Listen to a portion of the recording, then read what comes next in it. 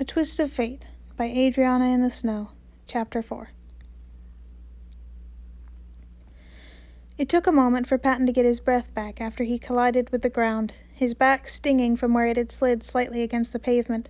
He heard a car zooming by where he'd been standing a moment before. Had he almost died? He hadn't even noticed the car. It had come out of nowhere, and he would have gotten hit if a young boy hadn't tackled him. How the boy had been able to notice the situation and react to it that quickly, Patton didn't know, but he was certainly grateful. He caught sight of the back of his hands and was surprised to see what he immediately identified as soul marks, even though that made absolutely no sense because he'd never had soul marks on his hands. Suddenly having soul marks was something he'd never dared wish for, and now he had at least 5 more just on the back of his hands, one of which was already filled in. Without even making the decision to do so, his hand came up to cup the boy's cheek gently. "Hi," Patton said softly. He couldn't help but stare at the soul mark on his face, also colored in and the shape of which perfectly matched the one on Patton's hand. "You okay?" the boy asked. "Fine," Patton replied. "My back's probably a little scraped up, but it's better than the alternative. Are you okay?" The boy didn't seem to expect the question. "I'm fine," he said. His face was half taken up by a burn, Patton noticed, and it was perhaps silly that he was only just noticing it now, but one might forgive him considering his mind was elsewhere. The pattern didn't look random. It was a thought which made Patton feel a bit queasy. It was also clearly not fresh. He was so young. How old must he have been when he'd gotten it? The boy appeared to notice the way he was staring at the scar and seemed to grow visibly uncomfortable. He looked down at his hand currently on Patton's chest and grimaced for some reason that Patton could not puzzle out. He seemed confused and perhaps even a bit horrified looking at his own arm. Patton added that fact to the list of questions quickly growing as his heartbeat settled back into its normal rhythm. His attention returned to the matching soul marks once again. The location of the mark on Patton's hand inarguably indicated a parent-child relationship was destined between them, but the boy was older than Patton would expect, 10 to 12 probably. He recalled from when he'd read up on adoption that one is more likely to have a soul mark that drifted to the wrist if one met their child's soulmate later in development. Usually by the time a child was a preteen, it would be on the wrist or even towards the palm, yet this soul mark was firmly planted in the center of Patton's hand. Patton had definitely been staring at him for too long, and the slight discomfort from before started to shift into something worse. He looked like he was getting ready to bolt. "We should probably move from the middle of the sidewalk," Patton suggested, hoping to keep him from running. "Why don't we go to the bakery?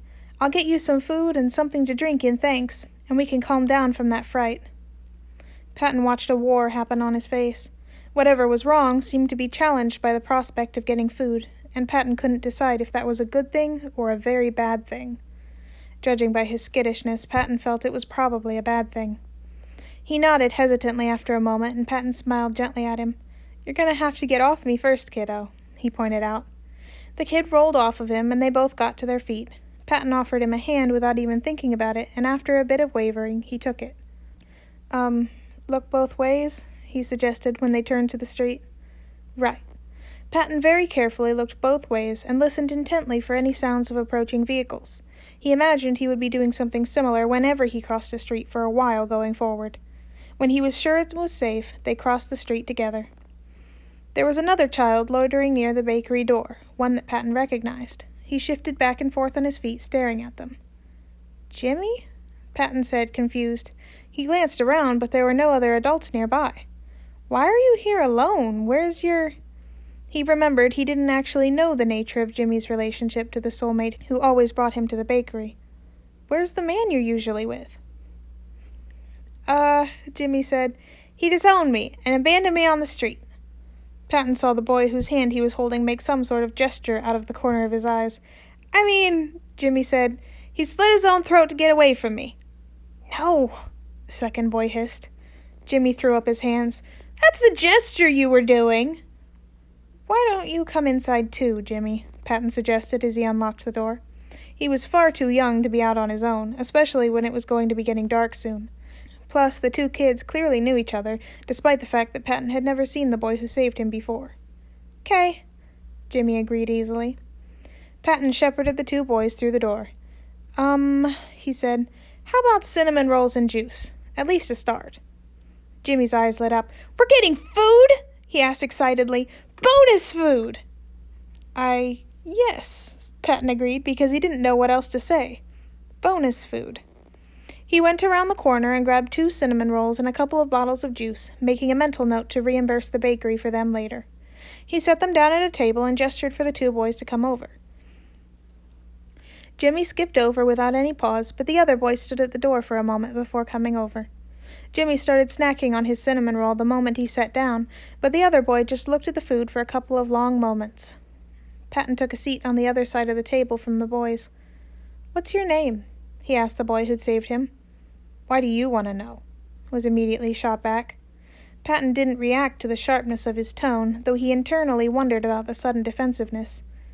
"Well," he reasoned, "you just saved my life. I'd like to know who I'm thanking." "Evan," he said after a moment. "Well, hello, Evan," Patton said. "It's nice to meet you. Thank you for your help before." Evan said, "I was there." "So you were," Patton agreed. "Still, thank you." Evan shrugged and looked down at his cinnamon roll. "Would you like something else?" Patton asked. "I can get you something different if you want." He turned to glance at Jimmy to see that he'd already finished his cinnamon roll. He was grinning widely and swinging his feet back and forth, his face covered in icing. He'd even managed to get a bit on his ear. Patton couldn't help but smile at the adorable picture. "I can get you more too if you want, Jimmy." Jimmy's face dropped so suddenly and violently that it just about gave him whiplash. "You're really nice," he said, and there were tears in his eyes that spilled over without warning. "I'm glad you didn't get crushed underneath a car and bleed to death alone on the road before the ambulance got there," he cried. Patton found himself reaching out to him as he sobbed, trying to give him some form of comfort. Before Patton quite knew what was happening, Jimmy had scooted off his chair and climbed directly into Patton's lap. Patton's breath caught as his skin tingled, another one of the soul marks on his hand coloring in. Yet he was too concerned with the sobbing child in his lap to wonder about how or why all of this was happening suddenly. Instead, he wrapped his arm around the child and hushed him. Jimmy nuzzled his cheek into Patton's chest as Patton stroked a careful hand through his hair. "It's okay," Patton soothed. "It's fine. I'm fine." Patton glanced at Evan over the top of Jimmy's head. Evan appeared distressed at Jimmy's distress, but tried to blank his face out when he saw Patton looking. Patton didn't know much about what was going on with these boys, but he suddenly felt a strong wave of protectiveness for the small child trying to keep an image of strength and coldness, as well as for the even smaller child curled up in his arms. Jimmy drew back after a few moments to peer at him, still teary-eyed. Patton let his thumb trace the light blue mark that had appeared under his left eye. There was another one on his chin, Patton realized, and it was one that definitely hadn't been there before. Patton had specifically noted that he didn't have any parental soul marks. This one was not filled in, unlike Patton's. Jimmy reached up to touch Patton's face, mirroring the touch Patton was giving him with slightly sticky fingers, and Patton caught sight of the other filled-in soul mark on the boy's forearm. Where was Jimmy's uncle or brother or whatever he was? Patton had to wonder. He'd never seen Jimmy or the man without the other. It was strange that Jimmy wasn't with him now, and more than that, didn't seem worried about finding him.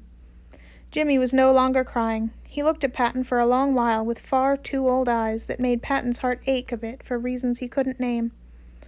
"Can I have apple juice instead?" He finally broke his silence. Patton snorted out a laugh at the sudden question. This was why Patton had always loved kids, wailing one moment and critiquing his drink choices the next. "Sure, kiddo," he agreed. "I'll get you some apple juice." He glanced over at Evan as Jimmy crawled out of his lap. The other boy was looking over at Jimmy with a fondly exasperated look, and Patton blinked, studying him. The look was strangely familiar. He studied Evan a little more intently. He was wearing clothing that was far too big for him, and looking at them, they looked familiar. He recognized that shirt from being on a taller body earlier. It took him a few moments, but Patton was not stupid. The missing guardian, the way he'd looked at his hand earlier and grimaced, the clothes. Patton tilted his head to look and saw the soul mark on Evan's wrist that matched the one on Jimmy's forearm. He was a shapeshifter. It was the only thing that made sense. Evan was the man who usually came in with Jimmy. He must have shifted himself to look like an adult and shifted the scar off his face. It would explain why he seemed afraid earlier when Patton had been looking at the scar. He must have lost his shift when he tackled Patton. Patton didn't voice his revelation as he got to his feet to grab a different juice box from the bakery refrigerator. The question then, of course, became what the circumstances were that made Evan need to shapeshift to look older so frequently. It clearly wasn't a game. From the little Patton knew about that specific superpower, it took a lot of energy, and the power usually wasn't one that would fully develop until his late teens. He remembered a girl in high school came fully into her powers during their last year. She shifted into one of the teachers once for a joke, and then proceeded to consume an entire pizza because it had burnt so many calories. Yet Evan had managed to consistently fully shift into a convincing adult on a regular basis. It was impressive, but extremely worrying. Patton's and the unfilled soul mark were the only ones on Evan's and Jimmy's faces, which painted a worrying picture. No one was taking care of them, were they? So, Patton guessed it fell to him now. The last thing he'd expected was to become a dad today, or ever, really, but that was what was happening. "What's on your face?" Evan asked Jimmy, as Patton walked back over. Jimmy's eyes flickered to Patton, telling Patton that he already very well knew what it was. "Sprinkle," he muttered. "Bullshit." "That's maybe not the best word to use, don't you think?" Patton said with a frown. "It's a bit mean." Evan narrowed his eyes at Patton. "You're not my dad," he hissed. Jimmy twitched nervously at that. Evan must have noticed because his head shot to look at him. "What?" Jimmy reached forward and pushed the silver reflective napkin dispenser toward him. Evan looked into it, blinked, and touched the filled-in mark on his face. "What the fuck?" "That's not a nice word," Patton said. Evan looked at him, lips pulling into a snarl. His teeth almost seemed to sharpen. In fact, considering he was a shapeshifter, they may have. "Go stick a cactus up your fucking ass." Oh, said Patton, startled. Evan turned on Jimmy. "What the hell is going on?" "You saved him. Fate was changed, and so we got more soul marks," Jimmy explained calmly. Jimmy reached to take Patton's hand, and Patton let him. He showed the marks on the back of Patton's hand. "Absolutely not," said Evan, standing up and shaking his head. "Nope, this isn't happening. We aren't doing that." Patton began, but Evan cut him off, putting his arms out in front of him like he was trying to keep Patton away from him, even though Patton hadn't taken a step towards him. "I am not putting myself at the mercy of some random person just because I got a weird freckle on my face," he said. The way he phrased it, combined with everything else he'd inferred about their current situation, made bile rise in Patton's throat.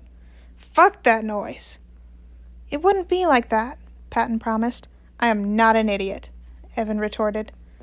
"You stayed with me because of a soul mark," Jimmy said softly. Evan hesitated. "That's different," he stammered. "And I would have stayed without it." They looked at each other a long moment. Jimmy crossed his arms. Evan looked lost and stressed. "We can't," Evan said. "You know why we can't." "You don't have to stay with me," Patton said, even though the thought broke his heart. It was not about him, he knew. There was something else going on, and as much as he wanted to grab them both and bundle them up in bubble wrap, soul marks or no, he could tell it wouldn't go over well. "I won't keep you, but why don't you come to my house, just for a visit? I'll cook you something good for dinner, and you two can get cleaned up. Maybe you can even sleep for a bit. Then you can leave in the morning or at any point if you want. How about that?" "Like I'm supposed to believe you're actually giving us a choice," Evan said bitterly. "I know adults. They lie and break promises all the time." "Go then," Patton said, even though it stung. The worst thing he could do right now was try to make them stay. Clearly they'd been hurt before, been trapped before. He wouldn't do the same thing to them again. He had to believe fate would bring them back no matter what they chose. "I won't stop you. I'll ask that you take my address just in case you change your mind, but I never force someone to stay with me." "You're lying," Evan said. "I'm not. You'll call the cops on us as soon as we go and have them deliver us to your doorstep. They won't even question it because of our soul marks." "No," Patton said. He searched Patton's face for a long time, and then he looked at Jimmy. Jimmy just bit his lip and looked down. "I can't see right now," he said. "Anything. On the streets would be more dangerous." Patton wasn't sure what that meant, but it seemed to stress Evan out even more. He looked back at Patton. "One night," Evan said. "You don't separate us, and there needs to be a way for us to leave at any time." "Okay," Patton agreed with a soft smile. He was relieved. They were giving him a chance. He just had to do his best to convince them to stay.